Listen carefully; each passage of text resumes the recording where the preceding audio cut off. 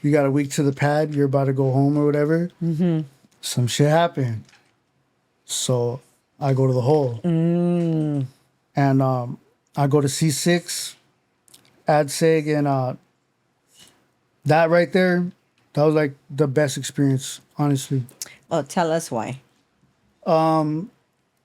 Because that's really where you learn, like, the unity type shit, you know, like canalismo, you know, like that's where you really learn that, you know, because you don't see it on the yard like that.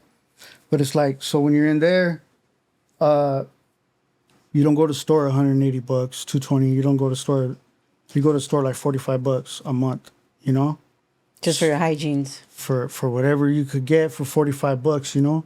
So we're on a tier, right? There's probably like about, I don't know, maybe 10, 11, maybe more cells around that, roughly around that amount of cells, right?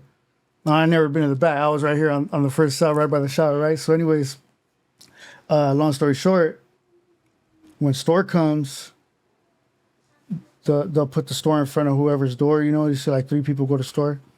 And then after the people leave, you know, they'll get on the tier.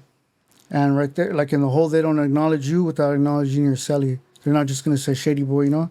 They're going to say shady boy and psycho because you're on the Gallo too, you know? You're solid too, you know? So long story short, they go down each cell. Camarada shady boy, camarada psycho. See, were you fortunate enough to go to store today, camarada? No, I was not, camarada, but thank you for asking.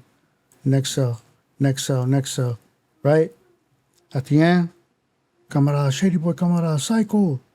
In the first cell, see, shoot your linea. Oh, shoot my linea. They connect all the way from the back. And the people that went to store, they're tying food.